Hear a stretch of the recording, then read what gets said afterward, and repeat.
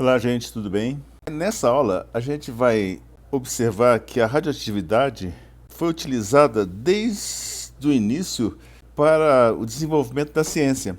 Então, vamos ver quais foram as primeiras aplicações que foram dadas para os fenômenos radioativos. Desde 1898, pensava-se que o átomo era o átomo que foi idealizado, imaginado por Thomson, onde você teria uma massa positiva uniforme. E para neutralizar a carga positiva desta massa, que seria o átomo, haveria então pequenas partículas negativas que no final, somando todas as cargas negativas dessas partículas, que eram os elétrons, obtinha-se uma carga que era igual à massa positiva. Então, o modelo de átomo que havia nessa época, 1898, quer dizer, quase 1900, era que o átomo era formado por dois corpos, uma massa positiva incrustadas de pequenos pedaços negativos, que eram os elétrons. Esse tipo de átomo, esse modelo de átomo, foi chamado de pudim de passas. Então é como se você tivesse um pudim, a massa positiva, e você tivesse colocado algumas uvas passas ou ameixas espalhadas nessa massa positiva. Ou você pode pensar numa outra analogia, como se fosse um panetone com as frutinhas cristalizadas no meio daquela massa do panetone. Em 1911, o cientista inglês que nasceu na Nova Zelândia, chamado Ernest Rutherford, fez o seguinte experimento. Ele pegou um material radioativo, polônio, que emite partículas alfa. Bem, então ele sabia que aquelas partículas, que ele não sabia de onde vinha, mas sabia que vinha daquele material. Ele não sabia que ele vinha do núcleo, porque ele nem sabia que o átomo poderia ter núcleo.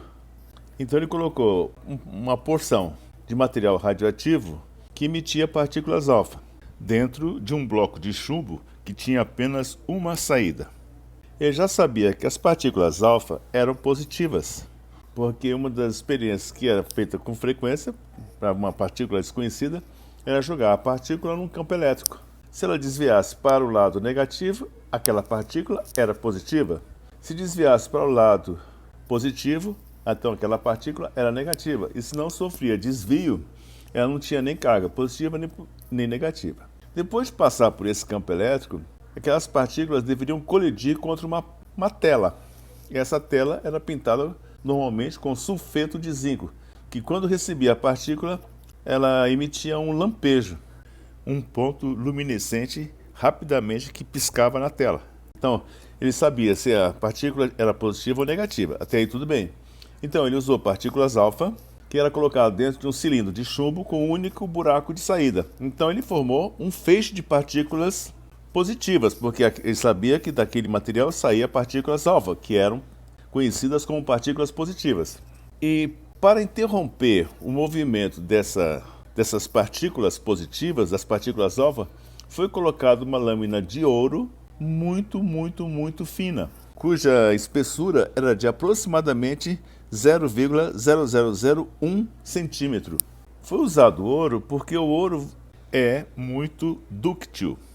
Isto é um material que você pode, por exemplo, passando um rolo sobre ele, como se você fosse fazer uma massa de pastel, e deixando cada vez mais fino.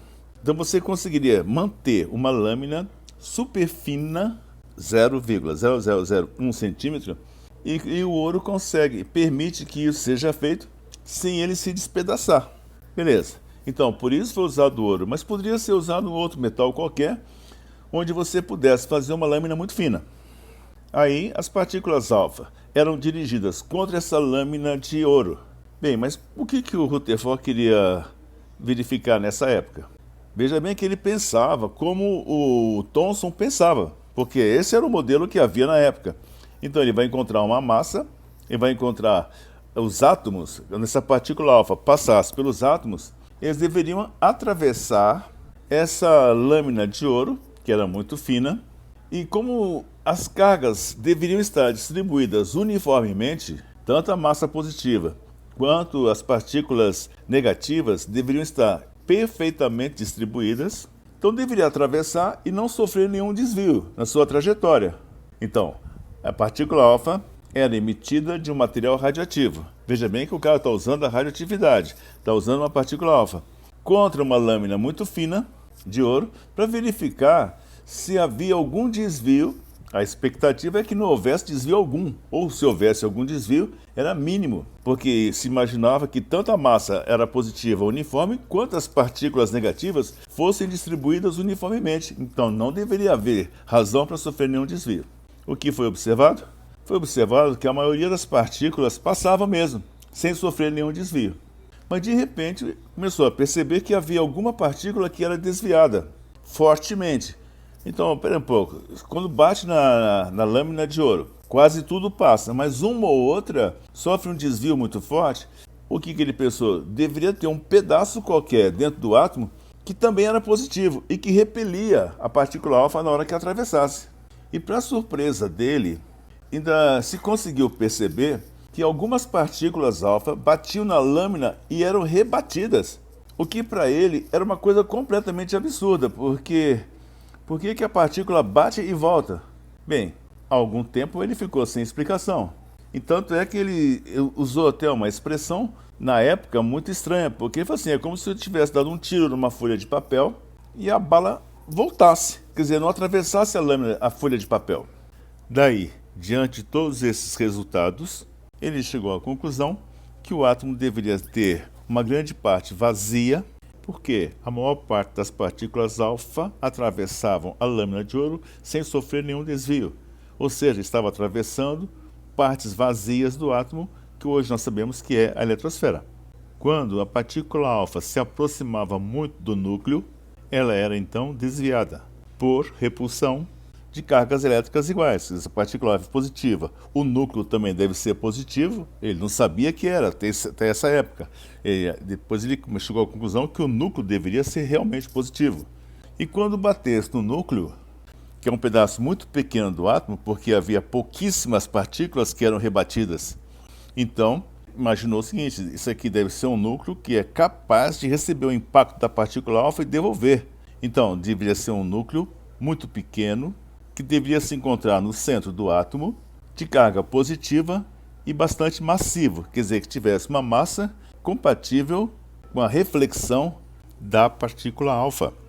Então, a parte curiosa é a seguinte, ele usou uma partícula que sai do núcleo para descobrir o núcleo, quer dizer que é um momento muito assim, curioso da ciência. Usou uma partícula que sai do núcleo, que ele não sabia que existia, para descobrir o núcleo atômico. Hoje, o modelo de átomo conhecido tem origem com essa experiência de Rutherford, ou seja, é um átomo que contém um núcleo muito pequeno, com um diâmetro da ordem aproximadamente de 10.000 a 100.000 vezes menor que o diâmetro do átomo inteiro. Nesse modelo de Rutherford, os elétrons, que são partículas negativas, ficariam girando em torno desse núcleo, semelhante ao que ocorre com os planetas em torno do Sol.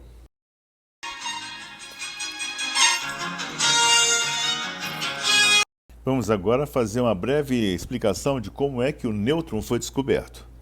Em 1932, o inglês chamado James Chadwick realizou o bombardeio do berílio usando partículas alfa provenientes de um emissor de partículas alfa, como o polônio.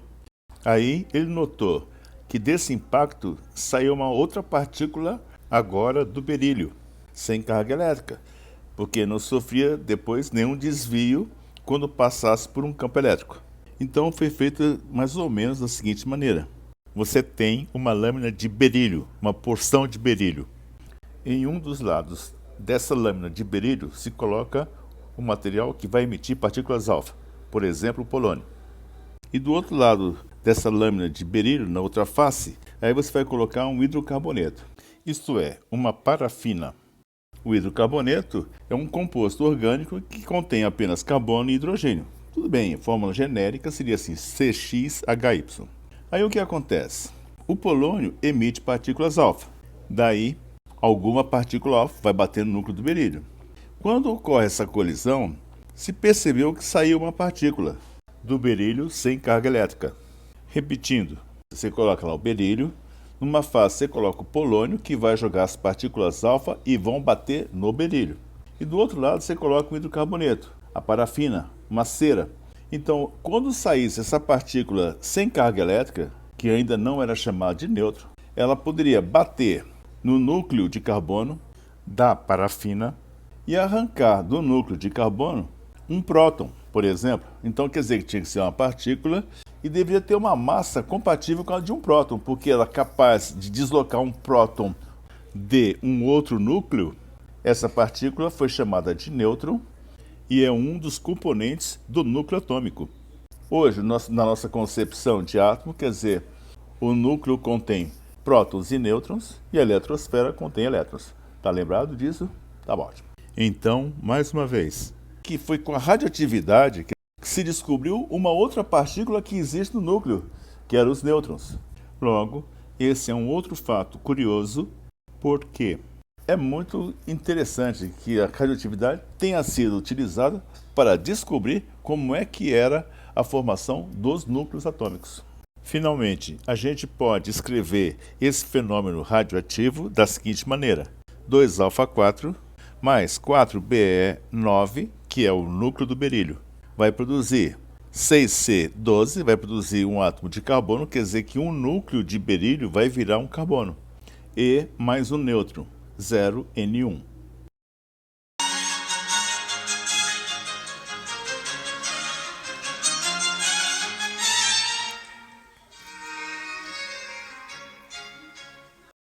Para a gente fechar essa lição, vamos fazer um rápido comentário sobre o que é uma usina nuclear geradora de eletricidade. Antes de entrar propriamente dito como funciona uma usina nuclear, vamos ver um rápido videozinho do Manual do Mundo, onde você vai poder entender o funcionamento de uma locomotiva chamada de Maria Fumaça. Porque se você compreende como é que funciona a Maria Fumaça, é mais fácil de entender como é que funciona uma usina nuclear de energia elétrica. Vamos dar uma olhadinha então nesse vídeo primeiro? Depois a gente volta para a radioatividade.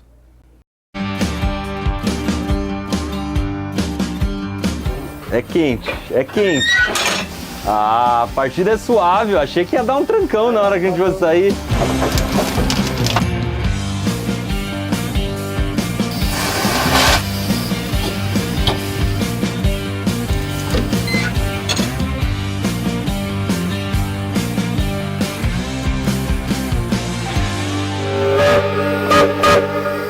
Basicamente, como é que funciona a Maria Fumaça? Ela funciona com vapor e para isso a gente vai esquentar bastante a água, por isso que a Maria Fumaça sempre vai levar um pouco de lenha lá atrás. No momento em que a água evapora, ela expande muito, o vapor ocupa muito mais espaço do que a água líquida.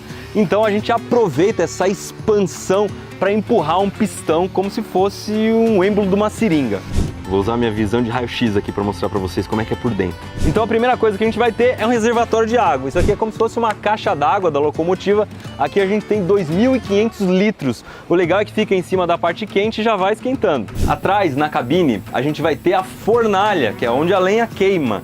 Então deixa eu abrir um ventilador aqui que é para o fogo não sair na minha cara. E é por isso que a gente já acendeu a fornalha no começo do vídeo, porque ela demora muito tempo para esquentar toda a água.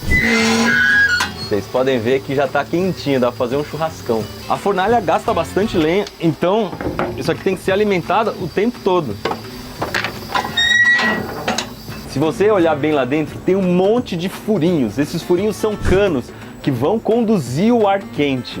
Em volta desses canos está cheio d'água. Esses tubos aumentam bastante a área de contato do fogo com a água. A maior parte do que a gente vê aqui da frente da locomotiva é formada por esses tubos e ali que vai começar a surgir o vapor, que fica preso. A parte mais quente do vapor vai ficar em cima. Então aqui a gente vai ter uma estrutura que chama domo de vapor, que serve justamente para coletar esse vapor que está mais quente. Em cima do domo de vapor a gente tem duas válvulas. Elas são muito importantes porque se tiver muita pressão é por ali que o vapor vai escapar. E a gente também tem o apito. Essas outras duas estruturas aqui são os domos de areia. elas estão cheias de areia e no momento em que o trem começa a patinar, porque tem óleo no trilho, porque está molhado, eles jogam um pouquinho de areia e consegue dar um pouquinho mais de tração. Aqui no meio a gente tem um sino que vai ser tocado quando a locomotiva está partindo ou quando ela está chegando na estação. Ele funciona em conjunto com o apito, que serve como se fosse uma buzina para avisar se tiver alguma coisa na frente, por exemplo. Como a locomotiva faz muito barulho, o maquinista não pode sair e gritar porque ninguém vai ouvir. Eu não vou resistir, eu vou ter que apitar isso aqui mais uma vez, dessa vez bem devagarinho, ó.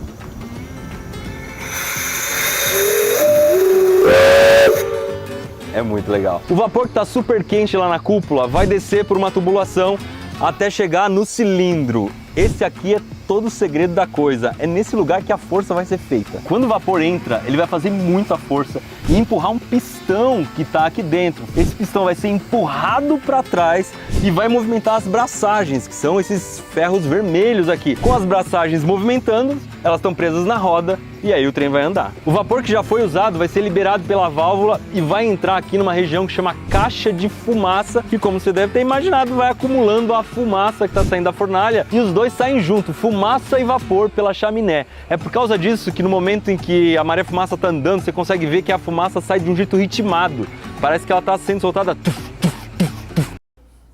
Bom, agora você já sabe que a Maria Fumaça consiste no seguinte: você aquecer a água vai evaporar, vai formar um vapor e a pressão do vapor d'água vai empurrar um êmbolo que vai fazer o trem se movimentar.